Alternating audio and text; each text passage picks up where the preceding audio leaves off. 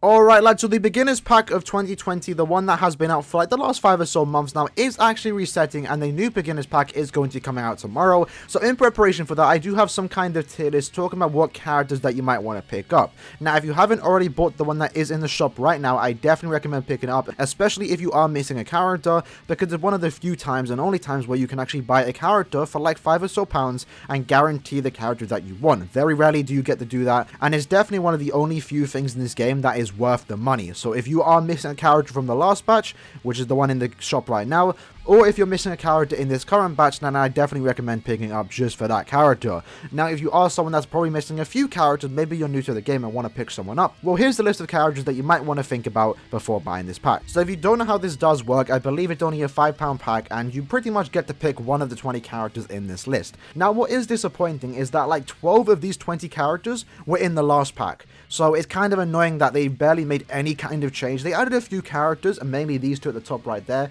So let's talk about why I placed some of these characters. So at the end of the day, pick who you want, right? If you see a character, if you want to go for a swimsuit Yoruichi and you're missing her, then go for her. But if you're someone new that's maybe thinking, who should I pick? These might be able to help you. So what we have in the list right here is the top picks. And that is basically the Rukia and the Ichigo. In my opinion, out of all these characters right here, they are someone that I would still use to this day. Ichigo is still pretty good, so is Rukia. However, they do come at the downside that they are fairly common, and they will probably appear in a lot of fillers in the future, like most of these characters. But some of these seasonals right here, you might rarely ever see, right? So these two, the Rukia and the Ichigo, very good characters, someone that I still use today. In fact, this Rukia is the character that I'm using to farm the current inheritance trials, because she's actually that worth it, especially because she is immune to freeze. So she's pretty good, so is the Ichigo, and they are premium characters, so do keep that in mind. You might pull them in the future, but compared to all these characters right here, I think they are the ones that I think most people would use normally on a day-to-day basis, just for normal kind of content. And then we have the Chronicle Quest bonus. Now these are ones where the characters themselves aren't the best, you know, they ain't the best characters out there, that you probably will never use them, but they are Chronicle Quest bonus characters, meaning that you are going to want to have them eventually. If you don't know what Chronicle Quest, it is the quest that you farm to get your small and medium scrolls to transcend your characters, and it is something that you have to farm every single month, and having a bonus character speeds up that process. So having any of these characters is definitely worth going for. Now they are ranked in order of importance in my opinion. So the Orihime is a seasonal and better than Hanatara, and Hanatara is also a seasonal, so I would definitely recommend picking up those two compared to these two right here, because these are fairly common premiums. But again, if you're missing any of these, then you probably want to pick them up, not to get them or to use them, more so just to have them, so whenever you do decide to farm Chronicle Quest, they are there giving you those bonus drops. And then we have the upper and lower seasonal. So the difference between these two are, they're just seasonal characters, right? They are more important than premium characters, because of course premium characters are more common. So if you are missing either a premium character or a seasonal, you might be better off picking the seasonal character to get most out of your money. So the difference between the upper tier and lower tier characters is that I think the upper tier characters are more useful or better characters, right? So for the upper tier seasonals, we have the Halibel and we have the Soifon. Fairly, they're nothing amazing, but they are just pretty good characters that can clear most of the content that you put them against. The Halibel is quite useful in this current inheritance trial, so you can use her there. Then you have Soifon, she's just pretty good. Range collision SA1 and 2, full screen SA3, she's an alright character. Then you have Aizen. Aizen's actually a pretty fun and unique character, especially because he has the unique twirl when you do flash step. Instead of just having the normal flash step animation, him and the other two characters in this banner, same goes for the Parasaur Halibel, they actually have unique animations where they twirl around, which is kind of funny.